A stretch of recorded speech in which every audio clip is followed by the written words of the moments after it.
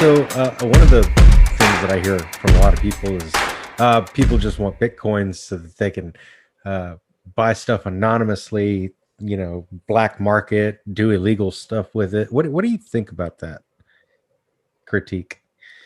Yeah, I've got a lot to say on that. So, in the early days of Bitcoin, like 2011, maybe 2012, there was a thing called the Silk Road, which was like in the dark web. You could go on there and you could get mushrooms and cocaine and all kinds of shit mailed to your house, and they only accepted Bitcoin. And that's when Bitcoin like first hit the news when all that was going on. And people were saying that the reason why people wanted Bitcoin is because they wanted to be able to buy illegal things online using Bitcoin because Bitcoin can't be traced. Well, a couple of things have challenged that notion. One is I think it was 2012, they actually finally figured out who was running the Silk Road website and shut it all down completely. And the amount of transactions and the amount of people that were using Bitcoin didn't change at all. So it's still the same amount of people using Bitcoins, even though they shut down the main way that people were doing illegal activity with Bitcoin, kind of indicating that the amount of people that were using Bitcoin in that way wasn't as big as they were making it out to be. It was a much smaller number than they had made it out to seem. They made it out to seem that everybody that used Bitcoin was using the Silk Road to buy DMT online or something. Okay, but that also reveals something else. The using of Bitcoin apparently is not as anonymous. The anonymity is not exactly what people were thinking it would be. Correct. Yeah. So that's the second thing I was going to say. So yeah, the other thing is that Bitcoin is not anonymous; it's pseudo anonymous, which means that if you're using Bitcoin, you have an address. You have a Bitcoin address associated with how many Bitcoins you have.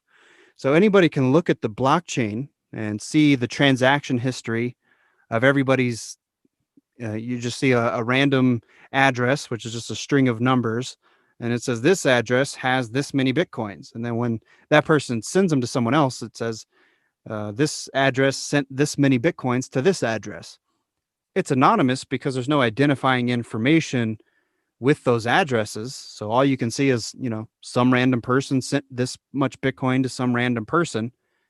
So it's anonymous in that sense.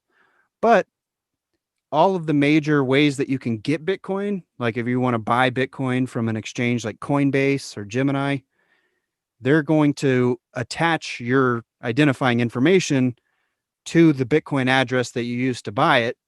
And at any point, if that identifying information is attached to your Bitcoin address, then someone that's doing financial forensics like the FBI could follow the train of transactions to see, where you sent your Bitcoins to and who sent you Bitcoins and all that kind of stuff. They could see how many Bitcoins you own. So there are ways of tracking down Bitcoins using that method, but there's also ways that people could be really, really careful and try not to have their Bitcoin address associated with any information about them.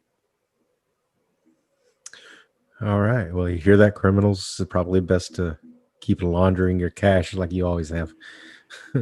Yeah, if you're going to do some crime, I would suggest using US dollars. They seem to be Hey, hey, whoa, whoa, whoa! Let's not instruct people on how to do crime. Oh yeah, All yeah. right, All I don't right. think that's a good idea. But Don't so everybody that's listening to this, don't do crime. But if you were going to do crime, but we should probably just skip I ahead. would suggest US though. Oh, all right, man, dude. This has been super insightful.